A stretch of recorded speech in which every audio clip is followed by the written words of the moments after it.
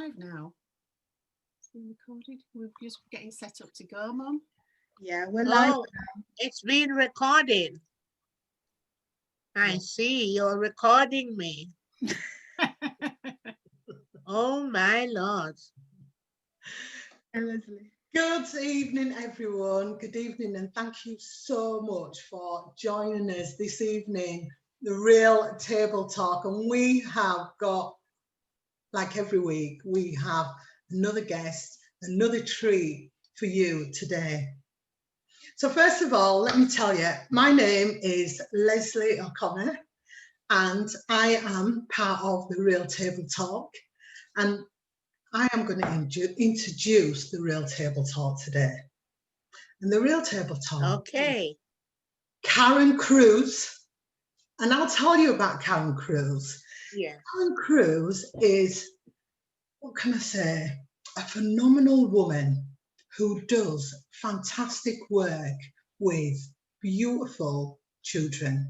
Yes. She lets them children believe in themselves, that they can achieve and do anything they put their hearts to. Karen has two, not one, two businesses. And she is, oh, like I said, she's phenomenal. Yeah. Good work. So let me welcome Karen. Oh, Yay. Thank you. That's so nice. Thank you very much. You're welcome. And our other Real Table Talk is Marcia Hilton. Hey.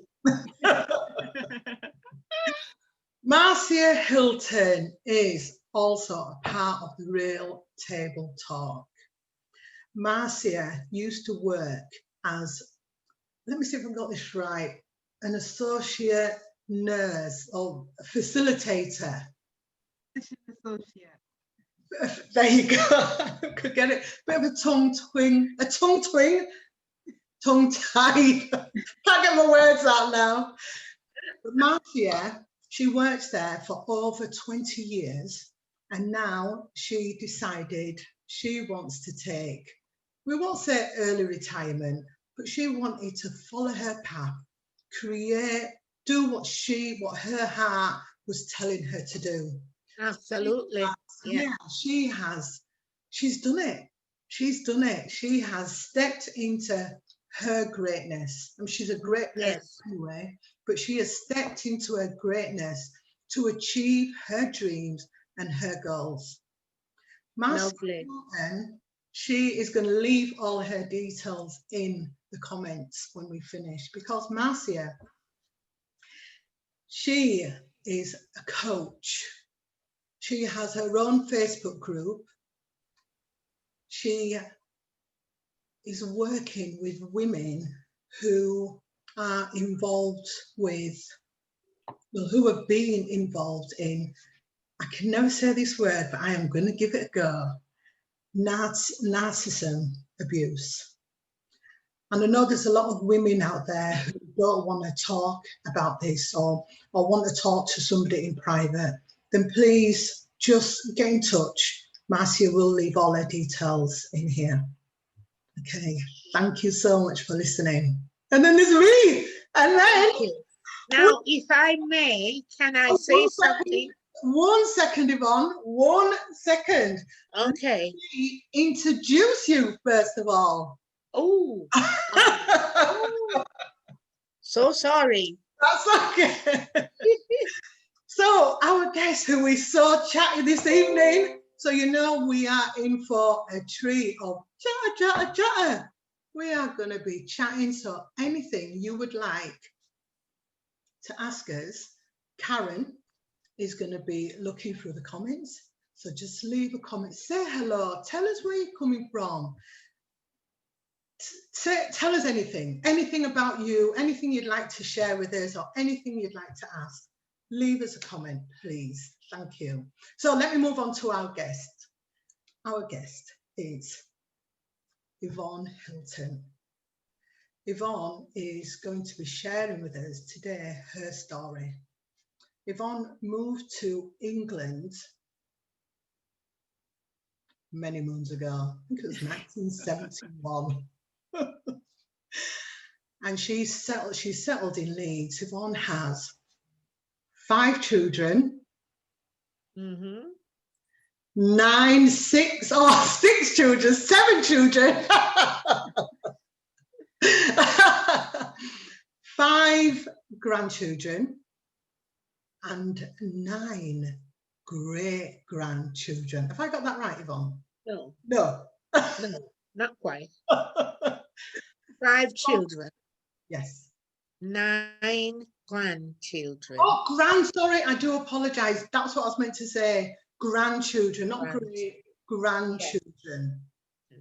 And Yvonne, since Yvonne's been in this country, well, we're going to hear all about Yvonne. So let me just move on to Yvonne, because Yvonne wants to say something to you. But let me say, first of all, welcome. Thank you so much for joining us today. And sit back, relax, get yourself a drink. Yeah. And enjoy. Over to you, Yvonne. What would you like? Okay. Thank you. First of all, thank you for inviting me. It's a pleasure. I am very honored to be amongst you beautiful women, and so beautiful and, you know, highly stimulating. Thank you. Oh. But I want to give you a little laugh before I go into the dance. I have to tell you this, and you can laugh about it.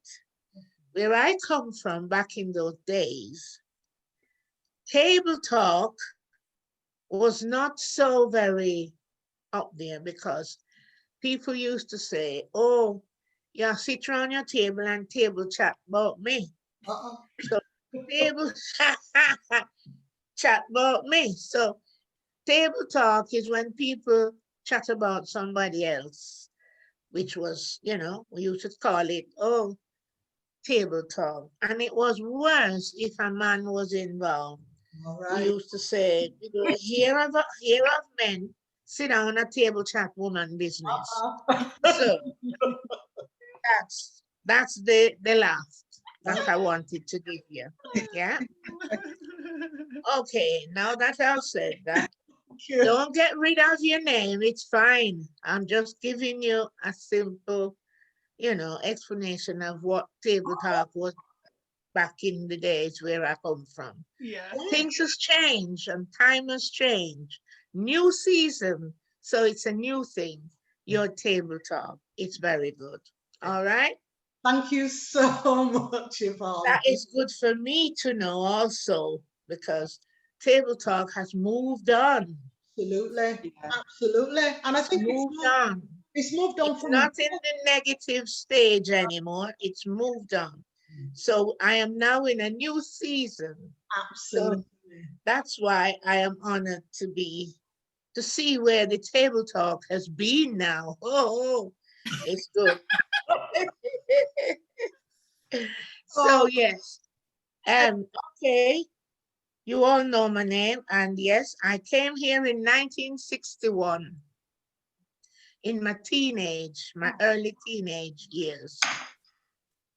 I got married and I have my children, and they're having children. So now I have 9 great-grand and 9 grand and 5 great-grand. So I am also moving on from those days. Yes. So life in England was not very easy for me at the time, because coming here from my parents' home, which was grandparents, everything was done for me then. I didn't have to go to work, and things was done for me. I get what I needed. And so I came here and get the biggest shock of my life, because the shock is I have to now I have my own key to the door, and I have to run my own life and bring up my kids.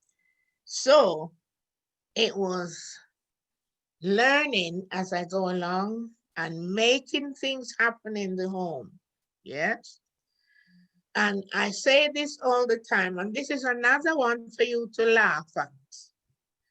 it was so much in those times that when I got married and my husband and I went to, those days we rent rooms, you know, so we went to room in one of the Blair's home. And I remember, I think that was the weekend I got married. The next weekend, my husband was at work and I doing what I have to do at home. So I picked up myself and gone into town and buy up pretty shirts for him, socks and all sorts of things. Marcia knows the story, so she's laughing. And buy all sorts, and I come home. When he came in from work the afternoon, we got talking. I made soup, Saturday soup. So we were talking, and I said, "Oh, go in the room, you'll see I bought you 2 shirts and socks and things." And he said, "Oh, I've seen them, they're very nice." But then he dropped me a bombshell. He said to me, "You pay the rent for me?" I said, "What rent?" "What rent you're talking about?" He said, "You have to pay the rent. We have to pay for the roof over our heads. So I hope you didn't spend all the money and you got some left." We spend half the money. I buy pretty things.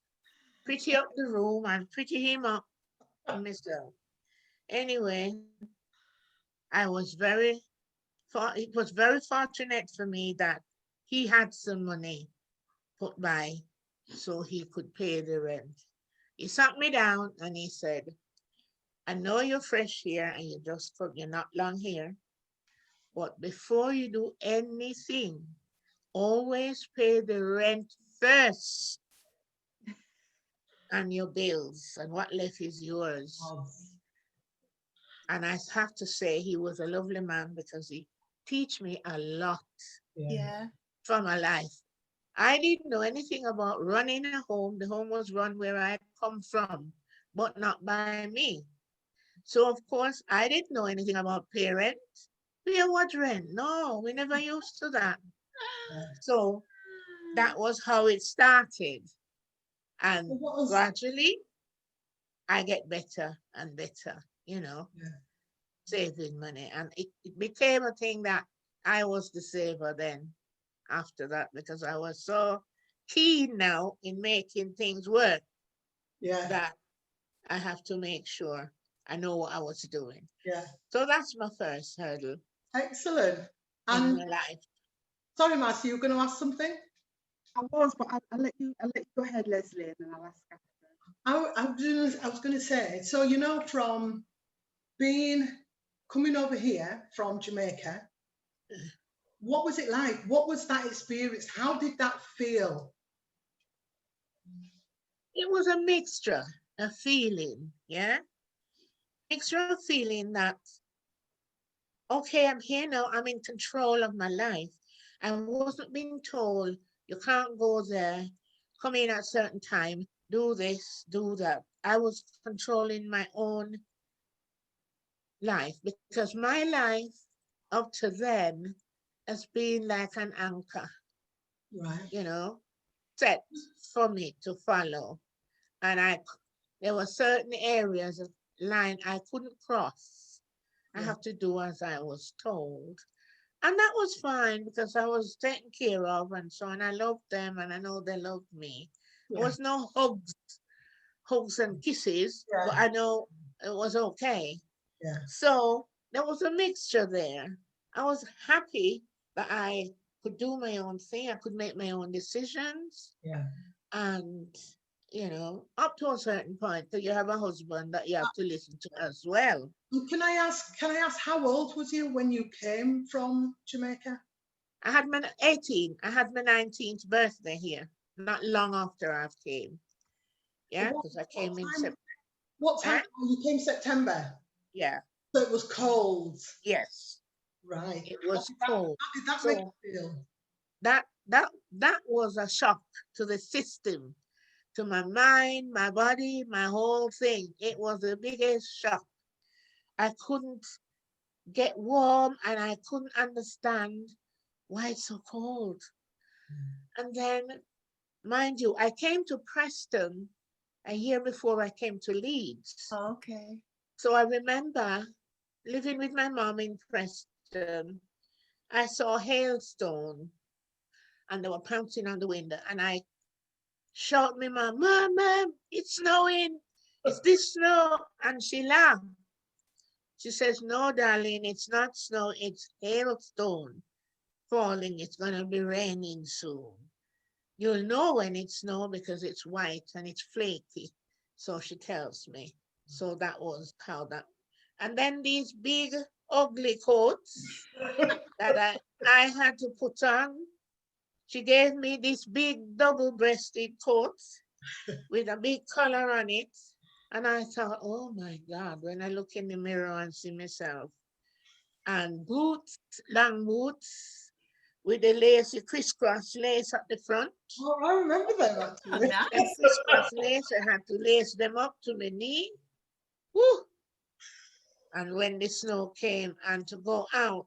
So, it wasn't easy. And I cried a lot when I was in Preston. And the reason for that was because my mother lived alone. She doesn't keep friends. I have to do what she does. I don't know anywhere. So I don't have any friends. I go to work. She got me a job where she was working, and it was in a mill, a spinning mill, and it was a huge one. And they weave the what is it? The thread that you're gonna use to make the thing, and all the different machines. And I couldn't stand it because it was so loud and noisy. And but I stick it until I came up to Leeds. So of course, wearing those heavy things and boots, I thought, Lord of mercy, when I go out in the snow, me walking and me going down because we don't know how to walk in the snow. You dancing along. Yeah. So Marcia's got a question, and then we've got a question from our audience, Mum. So Marcia, I'll let you go first. Okay. Okay. So I mean, for everybody that doesn't know, Yvonne is actually my mum, my lovely mummy. But what I wanted to ask you, and in fact, I wanted to take you back even before you came to England, because I know some of the and it might be a bit of a swap and change depending on the questions that people might ask. But one of the questions that I wanted to ask you was, when you were growing up, you were saying that you were brought up by your grandparents, and Brought up what?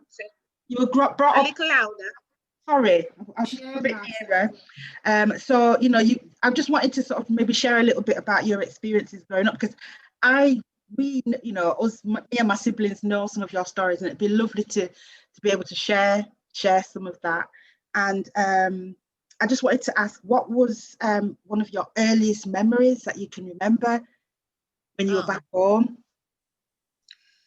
Yes, my earliest vivid memory of my grandparents, and that I look up to my grandfather a lot because he was a man of integrity. He worked very hard and he provided very well.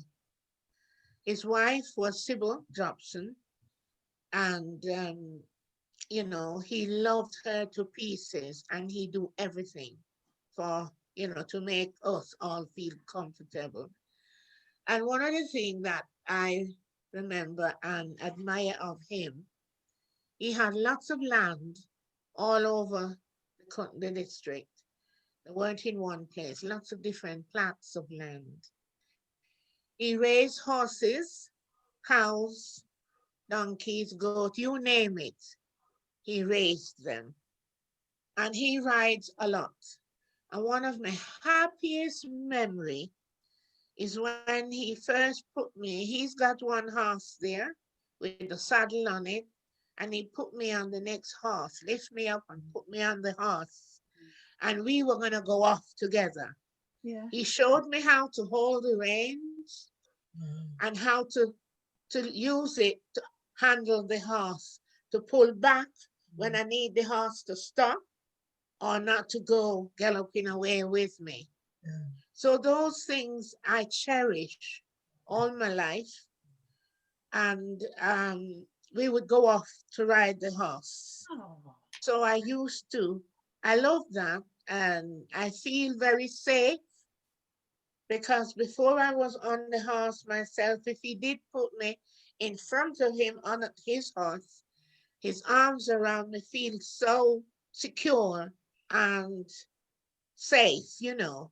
So those are the things that I used to love. When he's dressed in his riding gears, he's got his helmet and his breastplate, double-breasted khaki suit and leggings that comes up to his knee. Wow.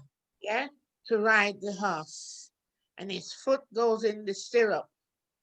And he would show me how to put my foot in and and if the horse gallop, how to sit with like an arch like that. You know, so I would be galling up and I would be like this. And if I want him to turn, I would pull this side and it turns this side. And I don't pull it if it's going straight. Wow. The other thing he taught me was if the horse is walking and it's rocky, because they have shoe on, their hoofs, they slip and slide a lot. So you've got to use that rein to keep the horse up, because when they slide, they will go down. They will fall. Oh.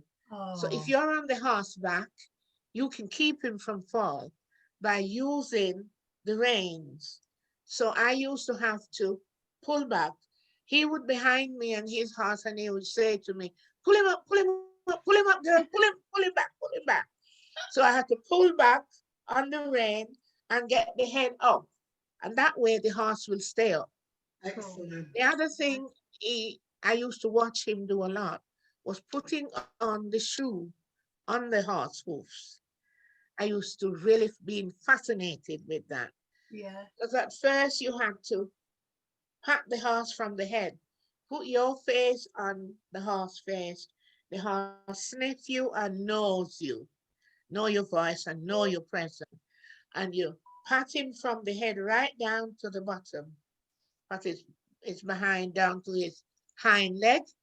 And if you wanted to lift the leg up at the hoof like that, and at the back there's a round, soft spot. You have to push into that and the horse just lifts its foot up. Okay. Wow. Yeah? You can't just go and pull in foot. You have to touch that place and the horse will just lift its foot up. And he used to put it between his legs, take off the screws from the shoe, pull it off, pare it down with a special knife. And he's got something what they call a rasper. The rasper has got little things on it like a grater, but it's heavy. And he used that to file down the hoof, file it down nicely till the new shoe fits on. When the new shoe fits on, there's special little nails that you put in it to hold it on. Now there's a special way to put these nails in. If you nail it in, you nail it into the soft spot of the horse hoof and it'll kick you down or the horse can't walk. Wow. So he used to say to me, you have to put it slant. And there'd be about 6, one there to the end. And you have to nail it so it goes sideways. It come out of the side of the horse hoof, not in the fleshy part that is tender. And when it come out there, you would have your thing that you wrench the end off. And when they're all off, you use that rasper thing to file them down. So it doesn't Wonderful. hurt the horse. Wonderful. Yeah. Anyway.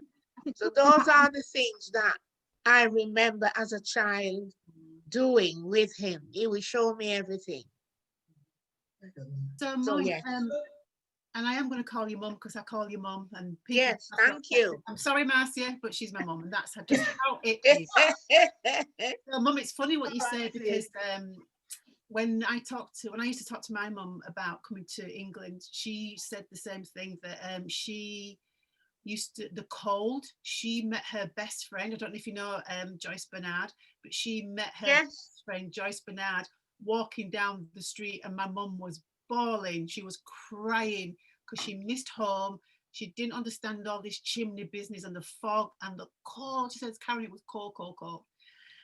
So I really understand that. So Paula Taylor asks Mum, what made you leave Jamaica to come to England? What made me leave? Right. Well, most of my family I hear from in the 50s. Like 3 of my uncles, my aunties, my mother, and they mostly live in Preston, Lancashire. And I was growing up, and I now left school, and my grandmother was seamstress, but she decided to send me off somewhere else. Now, every time I go to this woman in Lime Hall for her sewing, for her to teach me, when I go, everything would be cut out and piled up. She didn't show me how to cut.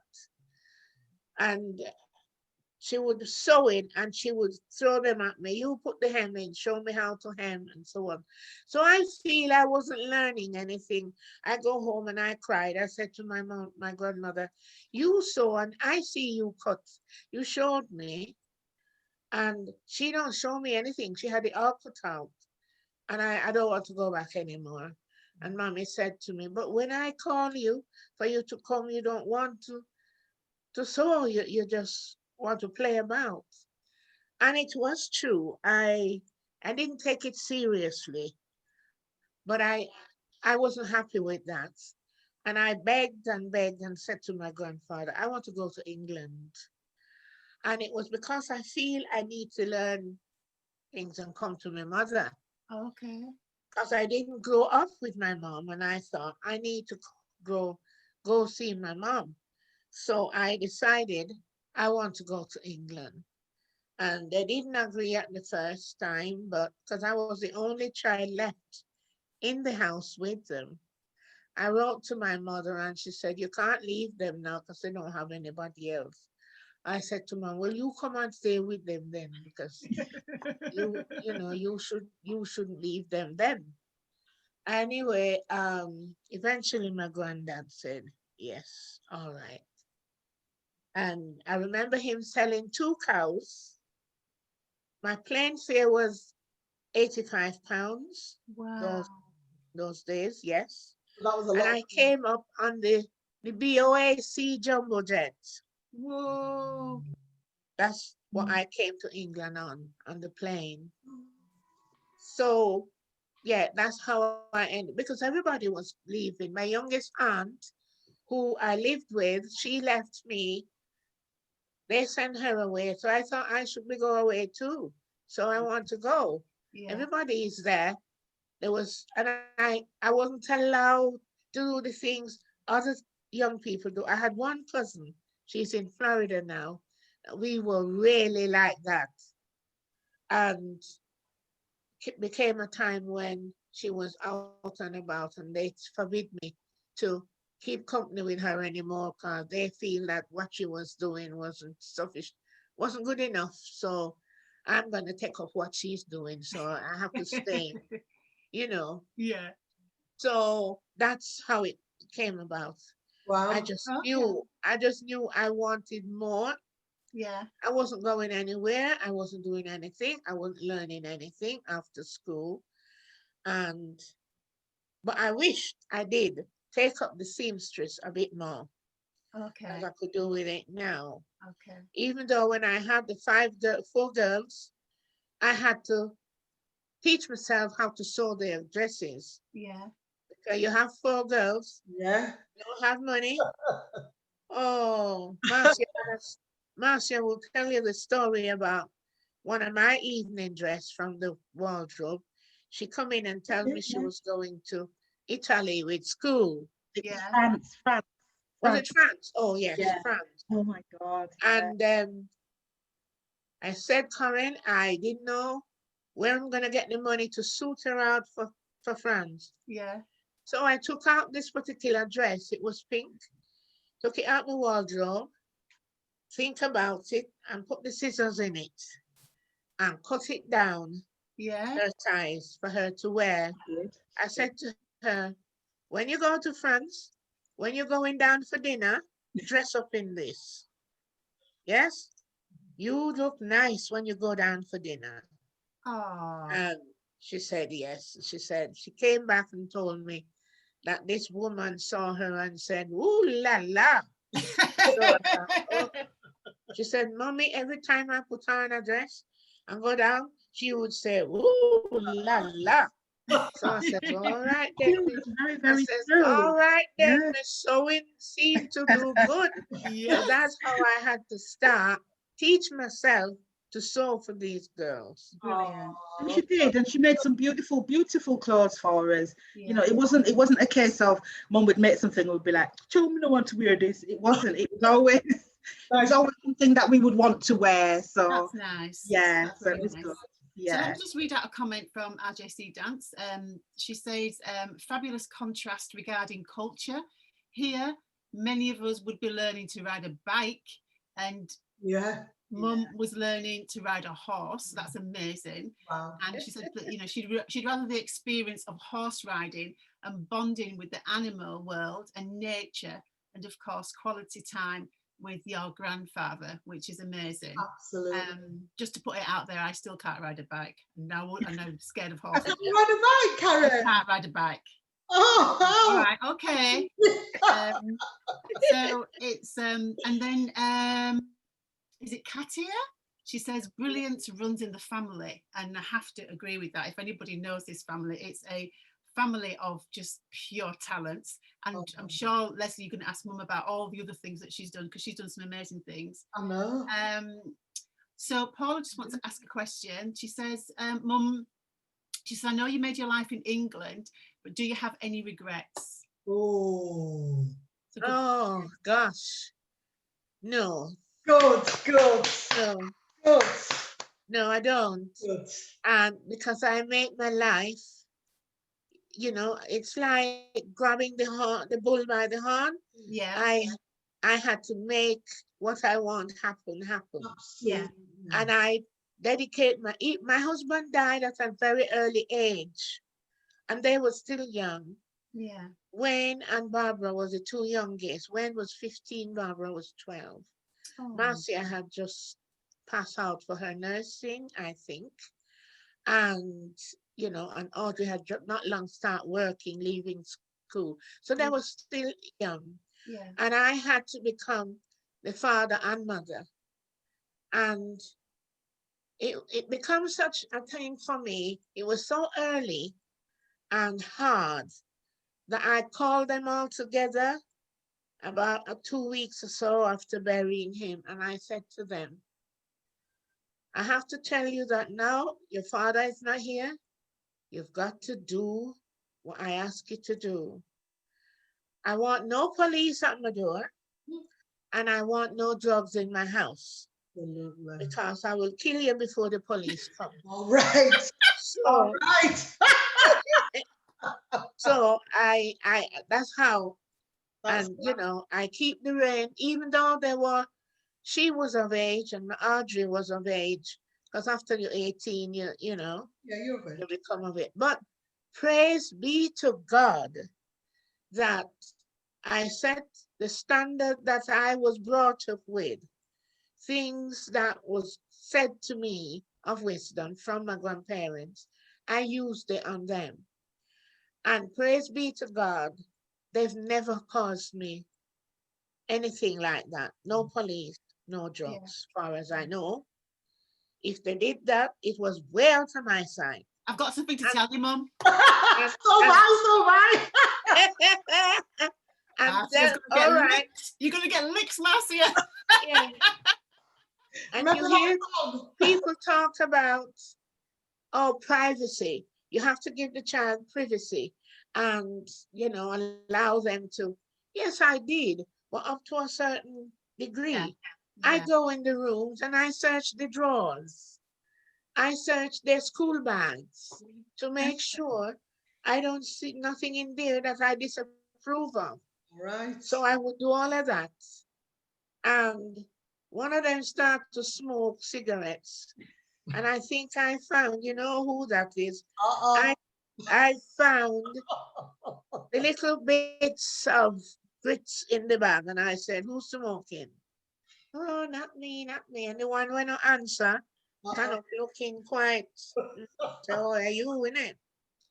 So, so yes, we are not perfect, but it wasn't anything that take to the extreme that I had to suffer about. Yeah. They've been good to me, and I have been blessed because God allowed them to grow up, choose what they want to do. I go along with whatever they want to. My son started dancing at Hare Hills Middle. He was about 8 or 9, doing movements. And then it became that he liked it, and he said he wants to do it as a career. Yeah. His father said to me, "No, not in here. Tell him to get academic, get something in his head, no bloody dancing." And I talked to Wayne. I talked to Wayne and I said, he said, "But mom, I like it, I enjoy it." Yeah. I said, "But your father don't want you to do dancing." He says, "Oh, I don't know, but that's what I want. It's not about him, mom, it's about me." And I said, "All right, my son, if you truly want that, then I will back you." Oh. But I still have to go back to him and said, soften him about it. What he wants to do, we should agree and allow him to do that. And eventually he said, okay, if that's what he wants. Then he start going to the contemporary school down Chapeltown there. And I am so happy that I did support him in that, because now, and years ago when I first went to Bergen in Norway to see him perform at the Carte Blanche school over there, Yeah. company, it's a company over there. That was the first time I took it on board in my heart that truly this boy has done excellent. You did not have to ask who the star of that show was. And not because he was my son, but honestly, my head grew as big as the roof in that building. Oh. I sat there and the tears was just running down. And it's a good job I had my cousin Jenny with me, because she sat there and she says, "All right, stand up, stand up, stand up." She was up on her feet and I was so humbled by it all. Excuse me. I was so humbled by it that I couldn't jump up. I couldn't bring myself to show that and she got me up when everybody was giving them all standing ovation. So I stand then. But that was when I took his career very seriously, because I saw my son, the star, stood out in that company in Bergen. Wow. Fantastic. So, and the manager came to me after it was over to take me and my cousin back in the back, what do you Backstage. call it there, for champagne Oh, and thing. Oh yes, it nice. was huge. It was spectacular. Excellent. Actually, it was. Mum. And he said to me, "Mrs. Hilton, your son Martin dances like him doesn't grow on trees." And I said, "Oh, I know that. Thank you. I grow him. I know what he's capable of." Yeah. Yeah. And he full of stamina, full of strength. And boy, he did not give them some moves that Excellent. Oh my One of the things that goodness. I'd like to say actually is one of the things that Mum did say when she was talking about, if we wanted to do something, um, Mum was always, because Dad was always quite stern. So we was like, we always used to go to Mum first. So she would, she would always soften everything. So you would go speak to Mum and say, she'd either agree, if she thought it was a good idea or whatever. So she said, okay, I'm gonna have to talk to your dad first. We'd be like, oh no, why can't we just? Yeah, that's But so funny. yeah, but That's yeah. true. So there was always, she didn't sort of say, no, you can't. Yeah. Or if she did agree, it was always something that she would always take to my dad and soften him up, and Yeah. generally we would get our way. I think Mom? I think the reason for that, when I was growing up, I was taught a little poem as a child. If a task is once begun, never leave it till it's done. Be the labor great or small, do it well or not at all. Wow. Nice, yeah. I think Karen's got somebody wants to ask you a question by the sounds of it. Well, we have got some comments on here, Mum, that I think you need to hear. So, and it just goes with all the things that you've been saying so far, and I think they're comments that we all feel. So Paul is saying you're just an amazing woman, absolutely loves you. Katia saying she absolutely loves you, Mum.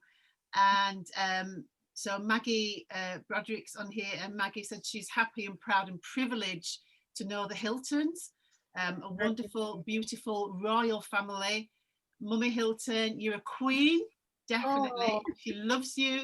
You're a blessing to her and her family, and she says thank you for everything. And well, you know how we all feel about you. You know how I feel about you and why I do call you my mum. Thanks, Maggie. Thanks. I know Maggie very well. Thanks. Yeah. So Yeah. everybody's loving you, Mum. That's really nice. And Yvonne, I know it's 5:45 already. The time has just gone by so quickly. So can we just talk about the things, what you're doing now? I mean, you've shared, a beautiful story, and I can sit here for forever and listen. Yeah. But what are you doing? What are you doing now? What are you involved in? What I'm doing now, I've just finished a series of conversation in Chapeltown around the COVID. And we did a lot of what I'm doing now from different people. And I think there was about 5 sessions, and I've completed that. I am also a volunteer with the street pastors in Leeds. So I'm one of the street pastors in Leeds. We haven't been out patrolling for a long time because of COVID. Mm-hmm. And I don't know when we'll be out on the street again now, but we just had a meeting last night to discuss way forward. Yes, so I get involved with talks with other people, individuals as well. I've got 1 or 2 people who would ring me if they need me to pray with them or to talk about something personal. I've got not many, about 3 people who would ring me to talk. So I'm involved in things like that. And that's really I'm nice. trying to write songs. I write 1 or 2 songs, and some of them I've sung already and some are not. There's one particular song that I wrote quite a while ago, and I went to somebody who's professional, who's helping me to put in, to put it together. So that's on the go. And I'm also embarking on writing my story for my children and my grandchildren. Oh, wow. So some of what I've started it already, some of what I've said here will be in that also, and maybe more. Not maybe, there will be a lot more. Yeah. Wow. That's making me want to cry. Yeah, and me. Wow. Yeah. Oh, that is so nice. So that is like the most beautiful thing, because I think you probably know, Mum, that our mum left us a book. So she wrote a book for her children, and it's just the most beautiful thing. And every now and then, Marcia knows, every now and then I'll just dip into it, and it's like I learn Yes. something new about my mum Yeah. every time, and it's just that I'm really I think it's a good beautiful thing to do. It Yeah. really is. Yeah. So RJC dance. I'm trying to think of her name. Is it Kathy? Is it Kathy? Oh, and one thing I love to sing. You love to sing. I love to sing. Yeah, Mum. Yes. I Yeah. have Mum sung. thing. Yeah, So Kathy's got something to say. Go on. yeah, so Kathy just says, is your secret to looking youthful keeping active? It must Yes. Yes, I have to keep active, do definitely. something. And you know, somebody asked me how I'm coping during the lockdown Yeah. because some people are frightened to go out. And I made it quite clear the lockdown and COVID does not frighten me at all. Right. I am not afraid of it. Yeah. I'm not going to put myself in jeopardy No. by doing the things I shouldn't do. But one of the things the lockdown had done for me is get me out in my back garden. I've never been in my garden as much as I have done now. Excellent. I plant potatoes, I plant lettuce, salad, courgette, all sorts of things that I plant at the back. And I've eaten vegetables from the back garden. Excellent. So yes, I keep active, you know, even though sometimes I do feel aches and pain in my joints, but I don't let it stop me. I keep going. Yes. Can I just say, I have seen Mum in action. So we went to Lola's birth, was it Lola's 40th? And we danced all night. And can I just tell you who else was dancing all night? To every tune that came on. It didn't matter what it was. Oh, Miss Hilton, Mum was shaking her stuff on that dance floor. I'm like, Mum! And the thing is, some of the yes. things that we've heard that you've done, Mum, they're only how I know you've done so much more things. So Yeah. you've had so many businesses. Was it an ironing business? Yeah. Mary Kay. You joined us when we did Arbonne. It's Yeah. just, Yes. and Yeah, for the me, shop. you had a shop. You're just formidable. You're I the was one of most- the first to do ironing service Yeah. in Leeds. Yeah. Wow. And Unbelievable. Yeah, she's done such amazing stuff, and you know, and I think, yeah, she's such an inspiration really to all of us. Definitely. And yeah, we just want to say we love you, Mom. We love you, Mom. Yeah. I wanted to ask one question, Yeah. lastly, because I know time is going on, and I know Leslie's got something to say. But what advice would you give your younger self now? If you could go back in time, what advice would you give young Mummy, young Yvonne? yes, never to let anyone stop me from doing the desire of my heart.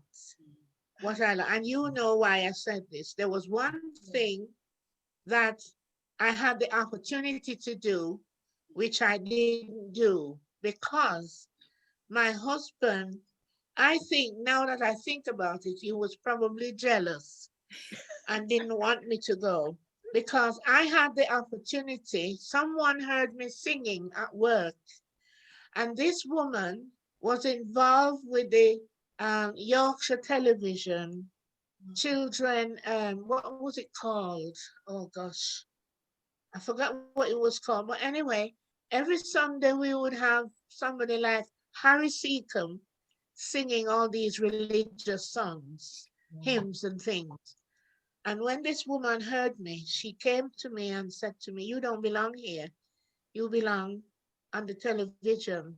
Wow. So I laughed because I looked at her, I don't know what she means. She said, "Oh yes," she said, "with a voice like that, you need to be elsewhere, my love." Wow. And about a week after, I received an invite to come for an audition at the Yorkshire television to sing with Harry Seacombe. Wow. I told it to a friend who was doing my hair. She came to my house to do my hair. And we were both in the room chatting and laughing. And I was singing the song to her that I wanted to sing when I go. My husband downstairs get into a rage and said, "You're not going anywhere. You're not going. You're not putting your foot out of this house if you think you're bad." And I thought, oh my God, I've never heard him like this before. And after she left, I said, "Why did you have to say it like that? You show me up. You don't want me to go. Why not? You're not going away about your other thing. No, you're not going." And I couldn't go because at the time I was very obedient. And knowing it's my husband, I thought if I go out there and anything happens, I have the children to look after and to think about. So I didn't go. And the following week, I got another letter inviting me to come.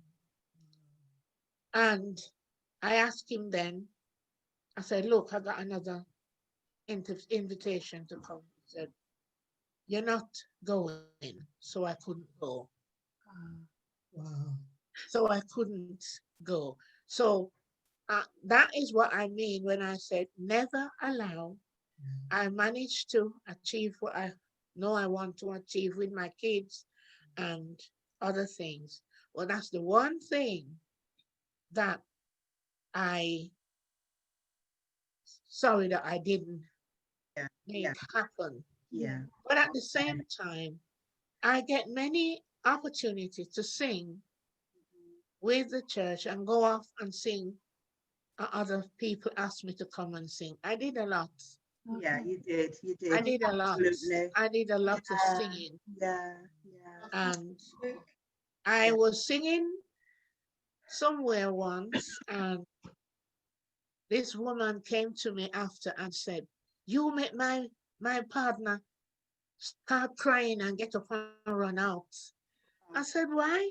He said to her, "That woman's voice does something." And he get up and go and crying. So I know I had blessed an anointing voice that God has given me.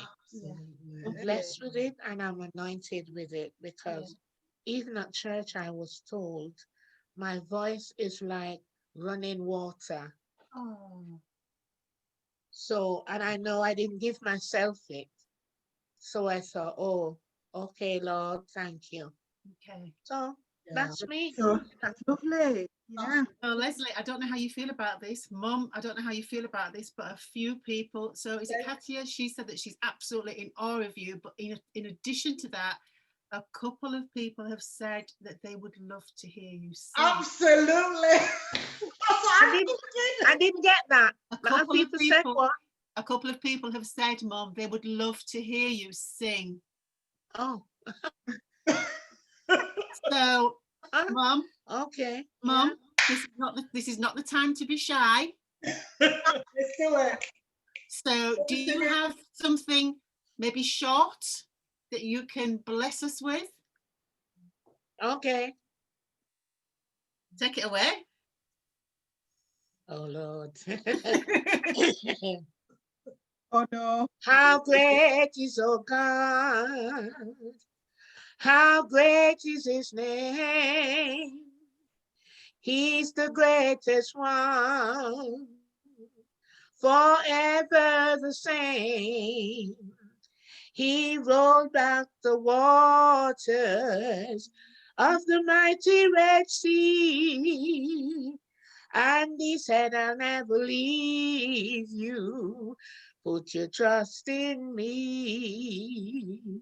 How great is our God. How great is his name. He's the greatest one. Forever the same. He rolled back the waters of the mighty Red Sea. And he said, "I'll never leave you. Put your trust in me.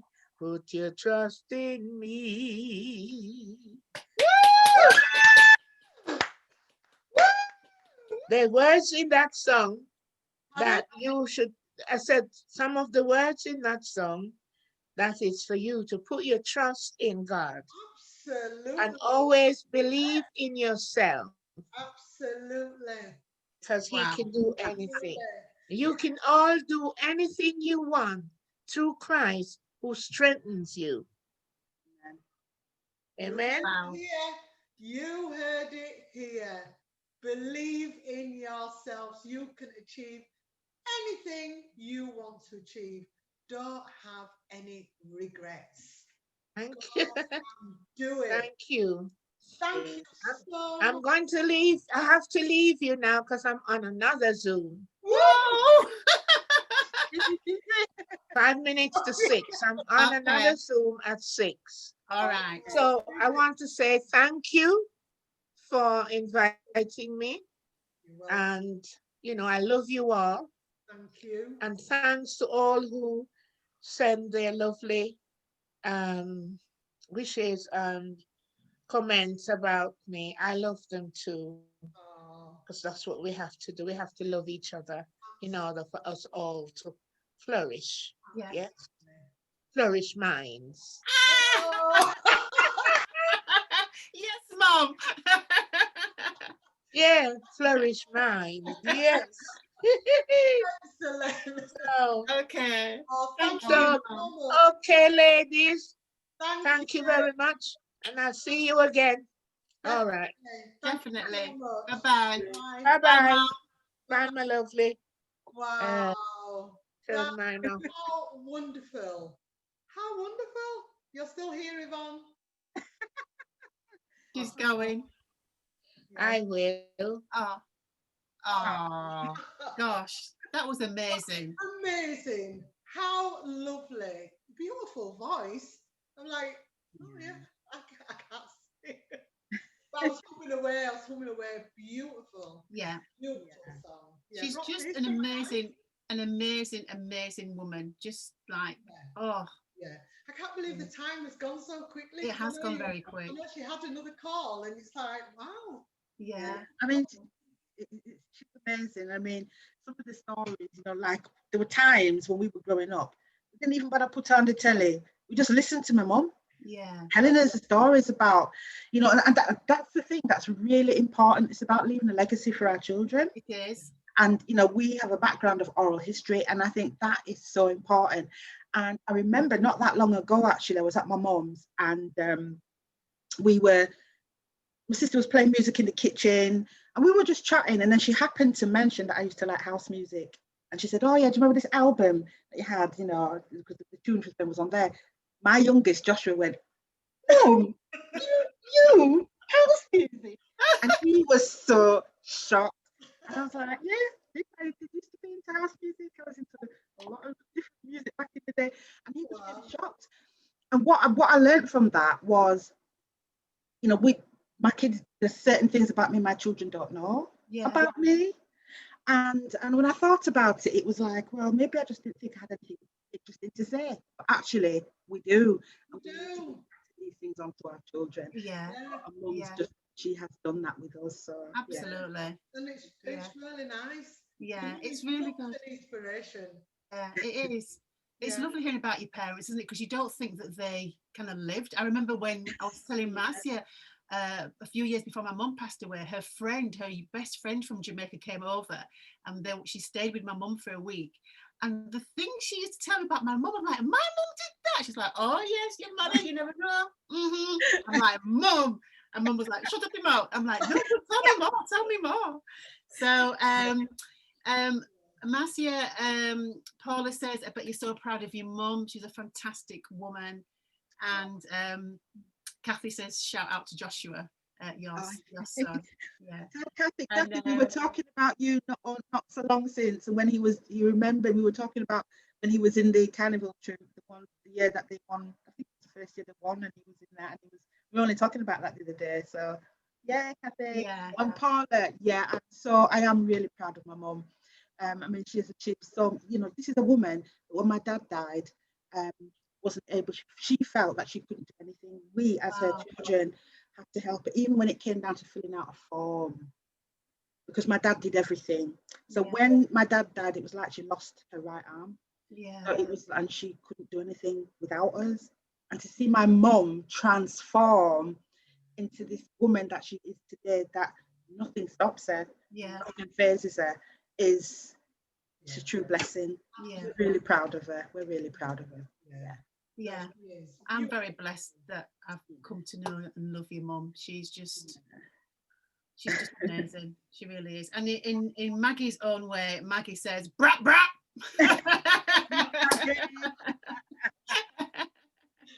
Oh, that was so really fantastic. That was really nice talking to your mum. That was really nice. It's such a pity that the time went so quickly, and I think it was all like in tune with her stories, what she had like tell, and the time just disappeared. Yeah, lovely, amazing. So guys, thank you. So sorry, ladies, would you like to say anything else before we say bye? No, I'm just thank you to our audience. They've been amazing, because you make it that little bit extra with your comments. So, and it means a lot to the guests as well to know that you're watching and engaging with them. You know, Marcia knows her mum has helped me through some of the most difficult times of my life, when my daughter was struggling with her dad's illness, and when my nephew passed away. Marcia's mum, I don't know if I'd have coped without, if I'm really honest. So yeah, just fantastic, really. That's all I've got to say. So thank you. Another fantastic show. Yeah. Oh, absolutely. Marcia? Oh, I just love my mum. We all do. She's our mother. She is the wise woman. Yeah. It was two of my son's birthday, sort of back to back, pretty much. And when we're all together, and it was so nice, just to listen to her impart her words of wisdom to them and to bless them. And so I'm really blessed. We are all blessed. Yeah. Leslie? That's really nice.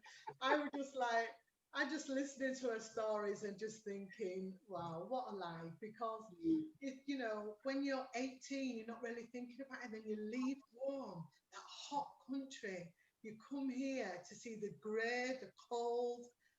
Do you know what I mean? So that's a big thing. Do you know what I mean? A big thing. So it's so nice to hear, when our parents talk about their childhood and what it was like for them, to come here. So and all the work what your mum is doing is just amazing. Just it really is. Amazing woman.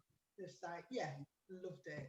Thank you so much for her coming on the platform, because she wasn't shy. She was going for it all the way. We've never been shy. She was not shy. She was going for it. So thank you so much, Yvonne. Really, really appreciate it. Yeah, and thank you so much to our beautiful audience. So appreciate you every Sunday tuning in with us at 5 o'clock. Honestly, we really do appreciate it. So we do so much. Next week we've got another wonderful guest. Yeah. We'll wait until Wednesday, Thursday before you know. And then the week after, I think it's the 20th, then we've got our Christmas special. It's our Christmas special. So have you bought your Christmas presents? Shall we have a little fun? We've got to have some fun, some sing-songs, and let's have some fun. So that's the 20th of December, 5 o'clock. But we will see you next week, Sunday, 5 o'clock, with our next guest. Yeah. See you all then, and thank you so much. I so appreciate it. Thank you. Thank you. Bye.